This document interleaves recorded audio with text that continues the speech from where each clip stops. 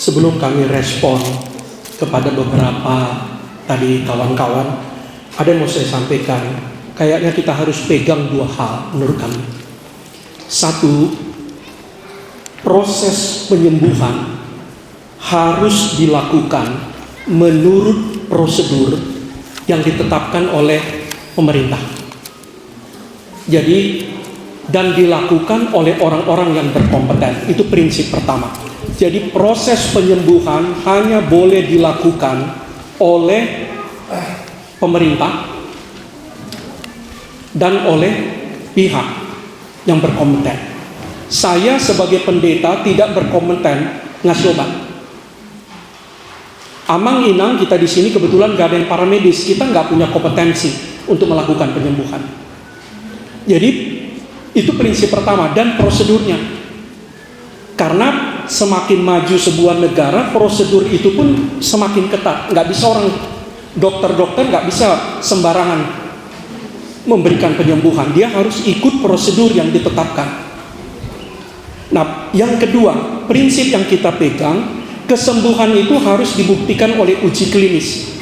Jadi nggak bisa orang mengklaim saya sudah sembuh. Itu hanya bisa dibuktikan oleh uji klinis, persis waktu zaman COVID. Nggak bisa kita bilang nggak malu beliau hasil tes. Jadi saya tidak mau menghakimi peristiwa yang kemarin. Kita tunggu aja nanti uji klinisnya. Sembuh nggak? Berubah nggak fisiknya? Jadi kita nggak usah hakimi, tapi nggak usah juga terlalu percaya tentang itu. Jadi dua itu aja kita pegang. Karena gini, kadang-kadang kita ini nggak adil. Kita anggap seolah-olah Tuhan hanya bisa membuat keajaiban dalam hal medis. Misalnya, saya mengaku sebagai pimpinan gereja. Saya bilang, aku mau bawa pesawat, mari semua ikut. Saya yakin nggak ada rumah sakit BP yang mau ikut di dalamnya. Karena saya bukan pilot. Saya nggak punya lisensi untuk menerbangkan pesawat. Kalau misalnya saya mengatakan, biar saya yang menjadi ahli bangun jembatan Tanoponggol itu, pasti nggak dikasih. Karena apa? Saya walaupun pendeta, walaupun pimpinan HKBP, nggak ada sertifikatnya dalam hal struktur bangunan. Nah, pertanyaan, kenapa dalam hal medis kita longgarkan? Kenapa seolah-olah kita bisa beranggapan ada orang yang tidak sekolah, tidak punya kompetensi, tidak punya lisensi, tidak punya izin, tapi seakan-akan bisa menyembuhkan? Kenapa dalam bidang lain kita nggak percaya? Kenapa kalau misalnya tiba-tiba Preses Ren Justin bilang, aku bisa nerbangkan pesawat, ikutlah kalian di dalamnya, terbang kita ke langit. Nggak ada yang mau. Kamu medisnya. Tapi kenapa dalam medis tiba-tiba kita longgarkan? Nah, itulah yang tadi mungkin disinggung juga oleh Pendeta Damayanti. Penting kali rupanya kesembuhan ini. Sehingga apapun, bahkan logika kita pun kita matikan. Rasionalitas kita matikan, khusus menyangkut kesembuhan. Keheradang merlaku be logikai anggota ringo tuh hamalumon diri miba dohok ngahina holongan mirohan miba. Itulah yang juga salah satu yang mesti kita waspadai. Nah, tapi kami kembali mengajak kita hati-hati. Tadi udah disinggung oleh Pendeta Damayanti, para pasien dengan apa kata dia pakai istilah terminal illness, penyakit dengan stadium tinggi, penyakit yang diklaim nggak bisa disembuhkan lagi. Itu biasanya berduka dan dia butuh antisipasi. Nah, antisipasinya salah satu yang ditawarkan kemarin. Mari romahamu akan menuju jalan nasora. Upamalu pehamu. Nah, soal malum nggak malumnya itu kita nggak tahu karena saya belum dengar ada hasil uji klinis dari yang terjadi kemarin. Dan di banyak yang dinamakan peristiwa KKR penyembuhan nggak pernah ada juga uji klinisnya, betul nggak udah sembuh. Dan saya punya pertanyaan yang nakal, tapi kan nggak boleh diucapkan di depan orang sakit. Kalau memang bisa penyembuhan, kenapa nggak ke rumah sakit Pangururan datang? Kan banyak kan orang sakit di situ. Udah sakit nggak punya duit. Kenapa nggak ke rumah sakit umum yang lain? Kenapa harus Nah, itu yang seperti itu. Tapi kan itu untuk kita saja. Kalau untuk orang kebetulan ruas itu yang apalagi dia kemarin ikut datang ke sana, dia marah sama kita. Nasohodo pandita ngapiga tahun anak koku dan bui mardalan katanya. Nah itu. Nah, respon saya beberapa. Pertama ke Inang Pendeta Damayanti, saran saya kita lah itu jadi support system di kuria kita masing-masing. Siapa lagi? Kita lah masing-masing. Jadi setiap pelayan HKBP dia harus bisa menjadi support system bagi ruas yang membutuhkan, apalagi ruas yang sakit, apalagi sakit menahun, apalagi sakit dengan sangat kompleksitas yang sangat tinggi. Kita lah jadi support sistemnya. Kalau kita tidak bisa menyembuhkan, minimal kita menjadi sahabatnya, minimal kita menjadi orang yang paling care kepada dia. Dan kita tahu bahwa kasih itu juga sedikit banyak menyembuhkan. Tapi kalau nunggu dari pusat, saya setuju, tapi masih lama itu. Sementara kan tanggung jawabnya ada hari ini. Hamu manaisan, kami manaisan. Kita masing-masing menjadi support system dari ruas kita yang membutuhkan. Asonang lao nasi damangido tunasi. Karena apa? Karena dia sangat dekat dengan kita. Dia sangat percaya dengan kita pendetanya. Dia tahu kita sangat peduli dengan dia. Dan karena itu apapun masalahnya dia curahkan pada kita. Amang Pendeta Tulus Yanturi setuju kita tidak boleh reaktif, dan saya pikir gagasan Amang Preses ini bukan reaktif tapi bagian dari responsif. Dia panggil kami, ajak ketua komisi teologi, mari kita bicara, duduk bersama. Nah, tapi saya agak mengkritisi kepada kalimat ada orang yang diberi kuasa menyembuhkan. Saya nggak percaya kepada pendeta diberi kuasa menyembuhkan. Tapi saya percaya kuasa penyembuhan diberikan kepada para dokter, kepada para bidan, para medis, bukan kepada kita pendeta. Kepada kita pendeta dikasih kuasa pewartaan firman, kuasa pengajaran, bukan kuasa penyembuhan. Nah, karena itu hati-hati kita juga mengatakan bahwa pendeta A, pendeta B, pastor A, pastor C seolah-olah punya kuasa penyembuhan itu. Dari mana bisa? Alat ukurnya apa? Jadi, nah, kelebihan mereka memang memakai media sosial. Nanti ini bersinggungan juga dengan apa yang disampaikan oleh Amang Pendeta Vevo, juga Amang Butar-Butar. Saya agak menyimpang. Sebelum pemilu, kami pimpinan bikin kesepakatan, kami 5 pimpinan. Tidak ada satu calon pun yang boleh datang diterima di kantor pusat. Satu pun nggak boleh datang. Kami mengatakan maaf, HKBP mengambil jarak kepada semua calon presiden, calon wakil presiden, kami tidak menerima di kantor pusat. Kenapa? Menghindari yang tadi. Menghindari yang tadi, karena begitu satu orang datang, difoto, bisa disebar di media sosial, HKBP sudah mendukung capres A, HKBP sudah mendukung capres B, ini fotonya. Dan kita semua nggak bisa lagi mengelak. Itu alasannya, Mang. Jadi ini memang kita hidup di era media sosial. Ini nggak terhindarkan. Sekali dia bikin beribu-ribu ruas HKBP, ruas HKBP di Samosir datang meminta doa kesembuhan, ini nggak bisa di-counter. Satu-satunya yang bisa meng-counter nanti pertemuan kita ini. Disiarkan oleh YouTube HKBP, disiarkan oleh YouTube-nya Samosir, ada counternya. Mengatakan bahwa ini sebetulnya respon HKBP terhadap penyembuhan. Nah, pelan-pelan kita ajarin. Tapi kalau kita mau menggugat kalimat yang sudah sempat itu, misalnya Amang Pendeta Vevo, Amang Butar-Butar, ribuan HKBP, ruas HKBP datang meminta penyembuhan, anggoidang taruba TV. Tinggal ke depan aja, kita memang mesti lebih antisipatif, lebih proaktif untuk memakai media sosial ini sebagai alat kita. Karena dalam hal ini kita akui memang kita masih belajar lagi. Tapi nggak usah juga terlalu kecil. Itu kami kan, saya udah tua. Birotik selalu minta saya bikin TikTok, termasuk soal bagaimana sikap Amang tentang tua. Itu ratusan ribu kok, Amang. Jadi saya nantang juga pendeta-pendeta Samosir, ayo bicara di TikTok, ayo bicara di media sosial tentang iman kita. Itu ratusan ribu yang melihat, dan itu menjadi bahan perbincangan di mana-mana tentang teologi tua itu dalam tanda petik. Nah, ini juga bisa bikin aja tentang teologi kesembuhan, viralkan. Inilah kok counter kita kepada yang kemarin. Asonang diripu, jadi sudah kita mau toh. Oke, tapi saya setuju otokritik kepada kita. Kepada Inang Diakonesi Hanoho, saya nggak punya jawaban, Inang.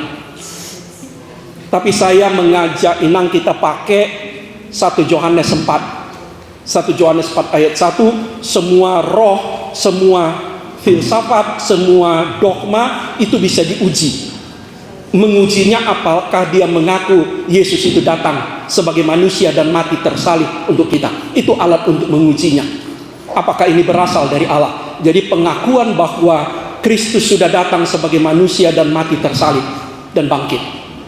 Jadi kalau Inang merasa bahwa karunia dalam tanda petik, saya masih pakai kasih tanda petik, yang ada pada Inang itu sejalan dengan iman Inang kepada Yesus yang mati tersalib dan bangkit itu, ya go ahead, silakan aja. Tapi tetap diawasi, karena konfesi kita mengatakan HKBP menolak pandangan yang mengatakan orang dapat mendapatkan kesembuhan hanya dengan doa kepada Roh Kudus. Situlah do pikiran namando boido mangido hamalumon holan marhite-hite tangya. Itu kita jelas sikap iman kita, konversi kita.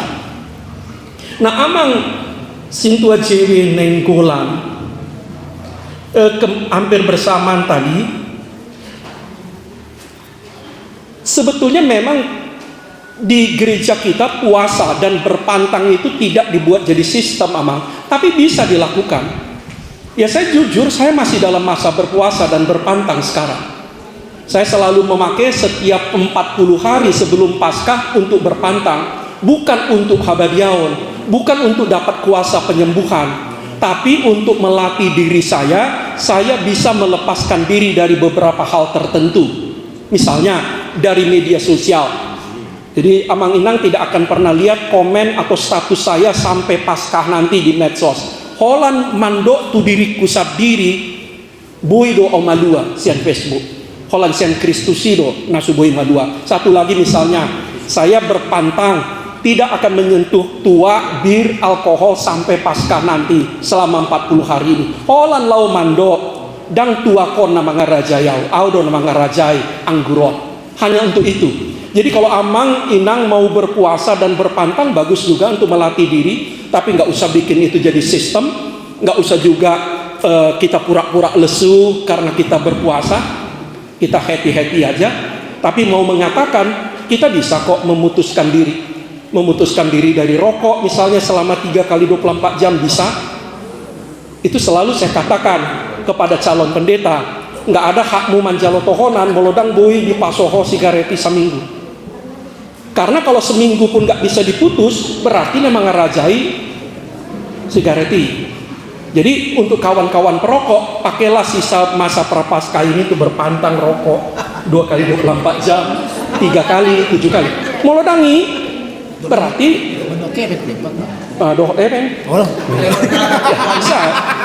bisa, apapun bisa kita putus kecuali Kristus. Kan itu teorinya. Bukan lau tu hawadiao, bukan lau asa dapat waso, babalihon, akatop dinahudar.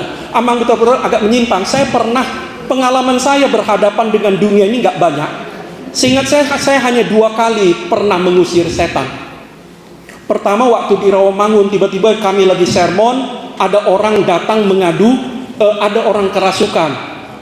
Lantas kami pandang-pandangan, senior saya waktu itu pendeta Presman Utahayan, homak katanya, mebiar do mamereko. Dan saya pergi. Dan jujur Amang, doaku ini waktu itu, Tuhan daku tukpat tu sinamasao. Ola sada dono huboto, hodo na margugo, hodo na sudgugo, dekat tu sinamasao. Pemalu molku. Dia tuh amin, ku bilang, buang matu rumah sakit, asal disuntik, ku bilang pulang aku. Katanya sembuh. Jadi saya teringat doa anak kecil yang ketemu harimau Amang. Di botohamu dotang yang tidak ada pacupang dok babia. Tukan pasu-pasu masih panganonon asa gabi pargugu tu dagi dok tom dinami amin. Bemadiar mah harimau ya diri kuning dialang mana lari. Jadi nggak usah terlalu banyak rumusnya kita buat. Yang penting iman yang sederhana itu pun bisa mengusir setan, bisa mendatangkan kesembuhan. Yang terakhir mungkin Amang Pendeta Fepo ya Mang, terima kasih untuk infonya. Kami baru dapat kali ini yang jelas. Saya juga ikut bertanya-tanya ketika melihat foto belum sempat konfirmasi kemana-mana, langsung Amang proses WA kami. Tapi memang ini PR bagi kita Amang, untuk lebih pintar lagi kita memakai media sosial. Seringkali kita dirugikan Amang oleh media sosial. Jadi prinsip di media sosial mesti di counter. Kalau nggak di counter, itu yang dipegang orang. Nah, cara mengcounternya apa? Cukup ini, pertemuan ini. Nanti pertemuan ini sudah bisa mengcounter itu semua. Jadi nggak usah lagi kita sesali kenapa disebut beribu-ribu ruas AKBP. Lo mau dong membeni, dan mungkin tak tuntut itu pengadilan nih. Tapi pertemuan ini, apalagi nanti kalau udah sampai ada surat, tapi saran saya kalau mau bikin surat nggak usah buru-buru, sebulan lagi, 2 bulan lagi, biar tenang dulu semua. Bagaimana kita menuntun ruas kita dalam iman, termasuk soal kesembuhan ini. Jadi ini kan teologi kita. Teologi kita kan mengatakan kesembuhan itu tinggi. Tetapi kesembuhan itu tidak boleh di atas kesetiaan kepada Kristus. Nah, so jadi pakeon hamalumon gabesidalian mana dikon Kristus. Kan itu teologi kita. Kesembuhan penting, sangat penting, tetapi kesembuhan tidak boleh dipakai menjadi alasan meninggalkan Kristus.